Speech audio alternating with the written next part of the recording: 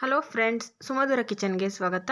ಇವತ್ತಿನ ದಿನ ನಾನು ಉತ್ತರ ಕರ್ನಾಟಕದ ಸ್ಪೆಷಲ್ ಉಗ್ಗಾನಿ ತಿಂಡಿಯನ್ನು ಮಾಡ್ತಾ ಇದ್ದೀನಿ. ಈ ತಿಂಡಿಯನ್ನು ನೀವು ಬೆಳಗಿನ ತಿಂಡಿಗಾದರೂ ಸರ್ವ್ ಮಾಡ್ಬೋದು, ಅಥವಾ ಲಂಚ್ ಬಾಕ್ಸ್ಗೆ ಬೇಕಾದರೂ ಮಕ್ಕಳಿಗೆ ಕೊಡ್ಬೋದು, ಅಥವಾ ನೀವು ಸಂಜೆ ಟೈಮಲ್ಲಿ ಈವ್ನಿಂಗ್ ಸ್ನ್ಯಾಕ್ಸ್ ಆಗಿ ಸಹ ತಿನ್ನಬಹುದು. ತುಂಬಾ ರುಚಿಯಾಗಿರುತ್ತೆ, ಹಾಗೆ ಮಾಡೋದು ಸಹ ತುಂಬಾ ಸುಲಭ. ನೋಡ್ತಾ ಇರ್ಬೋದು, ನೋಡೋದಕ್ಕೆ ಎಷ್ಟು ಕಲರ್ಫುಲ್ಲಾಗಿ ಚೆನ್ನಾಗಿ ಕಾಣ್ತಾ ಇದೆ ಅಂತ. ಈಗ ಯಾವ ರೀತಿ ಮಾಡೋದು ಅಂತ ನೋಡ್ಕೊಳ್ಳೋಣ. ನೋಡಿ, ಈಗ ಒಂದು 2 ಟೇಬಲ್ ಸ್ಪೂನಷ್ಟು ಕಡಲೆಪಪ್ಪನ್ನ ಒಂದು ಮಿಕ್ಸಿ ಜಾರ್ಗೆ ಹಾಕ್ಕೊಂಡೆ. ಹಾಗೆ ಒಣಕೊಬ್ಬರಿನೂ ಸಹ ಒಂದು 1/4 ಕಪ್ನಷ್ಟು ಸೇರಿಸ್ಕೊಂಡಿದ್ದೀನಿ ಕಟ್ ಮಾಡಿ. ಹಾಗೆ ನಿಮಗೆ ಖಾರಕ್ಕೆ ತಕ್ಕಂತೆ ನೀವು ಹಸಿಮೆಣಸಿನ್ಕಾಯಿನ ಸೇರಿಸ್ಕೋಬೋದು. ನಾನೊಂದು 3 ಹಸಿಮೆಣಸಿನ್ಕಾಯಿ, ಒಂದು 4 ಬೆಳ್ಳುಳ್ಳಿ ಹೆಸಳನ್ನು ಸೇರಿಸ್ಕೊಂಡಿದ್ದೀನಿ. ಇವಿಷ್ಟು ನಾವೀಗ ಡ್ರೈ ಆಗಿನೇ ಗ್ರೈಂಡ್ ಮಾಡ್ಕೋಬೇಕು. ನೋಡ್ತಾ ಇರ್ಬೋದು, ಈ ರೀತಿಯಾಗಿ ನೈಸಾಗಿ ಪುಡಿ ಮಾಡ್ಕೋಬೇಕು. ನೋಡ್ತಿರ್ಬೋದು, ನೋಡಿ ಈ ರೀತಿಯಾಗಿ ಬರುತ್ತೆ. ಈ ರೀತಿ ನಾವು ಪುಡಿ ಮಾಡ್ಕೊಂಡ್ಬಿಟ್ರೆ ನಮಗೆ ಈ ಉಗ್ಗಾನಿ ಅನ್ನೋದು, ಅಂದರೆ ಈ ಕಡಲೆಪುರಿಯಿಂದ ನಾವು ಈ ಸ್ನ್ಯಾಕ್ಸನ್ನು ಮಾಡೋದು ತುಂಬಾ ಸುಲಭ ಆಗುತ್ತೆ ಫ್ರೆಂಡ್ಸ್. ದಿಢೀರಾಗಿ ಮಾಡಿಬಿಡ್ಬೋದು. ಯಾರಾದರೂ ಗೆಸ್ಟ್ ಬಂದ್ರೂ ಸಹ ನಾವು ದಿಢೀರಾಗಿ ಮಾಡ್ಬೋದು. ಅಥವಾ ಮಕ್ಳಿಗೆ ಏನಾದರೂ ಬೆಳಗಿನ ತಿಂಡಿಗೆ ಬೇಕು ಅಂತಂದರೆ ಈ ಕಡಲೆಪುರಿ ಒಂದಿದ್ರೆ ಸಾಕು, ನಾವು ಈ ತಿಂಡಿನ ಬೇಗ ತಯಾರು ಮಾಡ್ಕೊಂಡ್ಬಿಡ್ಬೋದು.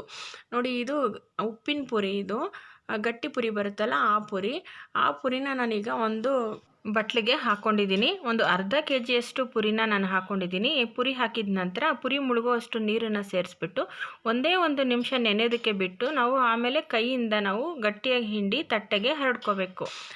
ನಂತರ ನೋಡಿ, ನಾವು ಮಿಕ್ಸಿ ಜಾರ್ಗೆ ಹಾಕ್ಕೊಂಡು ಪುಡಿ ಮಾಡಿಟ್ಕೊಂಡಿದ್ವಲ್ಲ, ಆ ಪುಡಿನ ನಾನು ಈಗ ಸೇರಿಸ್ಕೊತಾ ಇದ್ದೀನಿ. ಈ ರೀತಿ ನಾವು ಮಾಡಿಟ್ಟಿರುವಂಥ ಮಸಾಲೆ ಪುಡಿನ ಪುರಿಗೆ ಸೇರಿಸೋದ್ರಿಂದ ಪುಡಿಯಲ್ಲಿರುವಂಥ ಮಸಾಲೆ ಎಲ್ಲ ಪುರಿಗೆ ಹಿಡ್ಕೊಳ್ಳುತ್ತೆ, ಹಾಗಾಗಿ ರುಚಿ ಹೆಚ್ಚಾಗುತ್ತೆ. ಈ ರೀತಿ ಮೊದಲೇ ನಾವು ನೆನೆಸಿಟ್ಬಿಟ್ಟು ನಾವು ಆ ನಂತರ ಒಗ್ಗರಣೆ ಮಾಡೋದ್ರಿಂದ ರುಚಿ ಇನ್ನೂ ತುಂಬ ಅದ್ಭುತವಾಗಿ ಬರುತ್ತೆ. ನಾನೀಗ ಮಾಡಿಟ್ಟಿರುವಂಥ ಪುಡಿ ಪೂರ್ತಿಯಾಗಿ ಪುರಿಗೆ ಮಿಕ್ಸ್ ಮಾಡಿಟ್ಕೊಂಡಿದ್ದೀನಿ.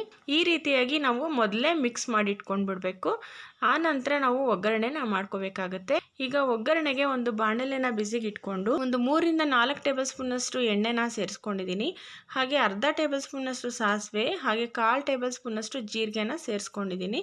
ಈಗ ಸಾಸಿವೆ ಮತ್ತು ಜೀರಿಗೆ ಚೆನ್ನಾಗಿ ಸಿಡಿಬೇಕು.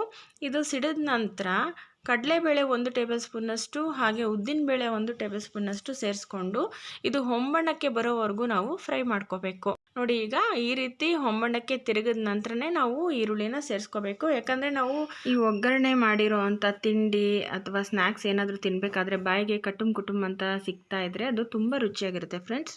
ಈಗ ಒಂದು 2 ಮೀಡಿಯಮ್ ಸೈಜ್ ಈರುಳ್ಳಿನ ಚಿಕ್ಕದಾಗಿ ಕಟ್ ಮಾಡಿಕೊಂಡು ಈ ಒಗ್ಗರಣೆಗೆ ಸೇರಿಸ್ಕೊಂಡಿದ್ದೀನಿ. ಹಾಗೆ 2 ಎಸಳು ಕರಿಬೇವಿನ ಸೊಪ್ಪನ್ನು ಸಹ ತೊಳೆದು ಸೇರಿಸ್ಕೊಂಡಿದ್ದೀನಿ.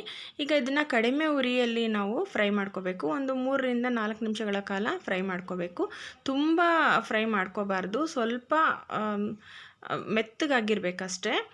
ನೋಡಿ, ಈಗ ಒಂದು 1/4 ಟೇಬಲ್ ಸ್ಪೂನಷ್ಟು ಅರಿಶಿಣದ ಪುಡಿ, ಹಾಗೆ ಒಂದು ಅರ್ಧ ಟೇಬಲ್ ಸ್ಪೂನಷ್ಟು ರುಚಿಗೆ ತಕ್ಕಷ್ಟು ಉಪ್ಪನ್ನು ಸಹ ಸೇರಿಸ್ಕೊಂಡು ಫ್ರೈ ಮಾಡಿಕೊಂಡೆ.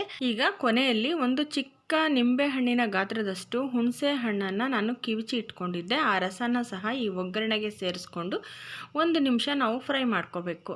ಫ್ರೈ ಮಾಡಿದ ನಂತರ ನೋಡಿ, ಈಗ ನಾವು ಮೊದಲೇ ಪುರಿನ ಮಿಕ್ಸ್ ಮಾಡಿ ಇಟ್ಕೊಂಡಿದ್ವಲ್ಲ, ಆ ಪುರಿನ ನಾವು ಈಗ ಒಗ್ಗರಣೆಗೆ ಸೇರಿಸ್ಕೊಂಡು ಚೆನ್ನಾಗಿ ಮಿಕ್ಸ್ ಮಾಡ್ಕೋಬೇಕು. ಹಾಗೆ ಫ್ರೆಂಡ್ಸ್, ನಿಮ್ಗೇನಾದರೂ ಗೊಜ್ಜು ಏನಾದರೂ ಜಾಸ್ತಿ ಮಿಕ್ಕಿತ್ತು ಅಂತಂದರೆ ನೀವು ಒಂದು ಏರ್ಟೈಟ್ ಬಾಕ್ಸಲ್ಲಿ ಅದು ತಣ್ಣಗಾದ ನಂತರ ಹಾಕಿ ಮುಚ್ಚಿಟ್ಟು ಫ್ರಿಡ್ಜಲ್ಲಿ ಎತ್ತಿಟ್ಕೊಳ್ಬೋದು. ಹಾಗೇನೆ ಫ್ರೆಂಡ್ಸ್, ನಿಮಗೆ ಏನಾದರೂ ಒಗ್ಗರಣೆ ಏನಾದರೂ ಅಕಸ್ಮಾತ್ ಜಾಸ್ತಿ ಇತ್ತು ಅನ್ನೋದಾದರೆ ನೀವು ಇನ್ನೂ ಸ್ವಲ್ಪ ಪುರಿನ ನೆನೆಸ್ಕೊಂಡು ಸೇರಿಸ್ಕೋಬೋದು. ನೋಡಿ, ಈ ರೀತಿ ಈಗ ಚೆನ್ನಾಗಿ ಮಿಕ್ಸ್ ಮಾಡಿಕೊಂಡು ಒಂದೇ 1 ನಿಮಿಷ ನಾವು ಮುಚ್ಚಿಟ್ಟು ಇದನ್ನು ಬೇಯಿಸ್ಕೋಬೇಕಾಗತ್ತೆ. ನೋಡಿ, ಇದನ್ನು 1 ನಿಮಿಷ ಬೇಯಿಸಿದ್ರೆ ಈಗ ಉಗ್ಗಾನಿ ರೆಡಿ ಆಗುತ್ತೆ. ನೋಡಿ, ಈಗ ಕೊನೆಯಲ್ಲಿ ನಾನು ಚಿಕ್ಕದಾಗಿ ಕಟ್ ಮಾಡಿ ಇಟ್ಕೊಂಡಿರೋ ಅಂಥ ಕೊತ್ತಂಬರಿ ಸೊಪ್ಪನ್ನು ಸ್ವಲ್ಪ ಸೇರಿಸ್ಕೊಂಡಿದ್ದೀನಿ.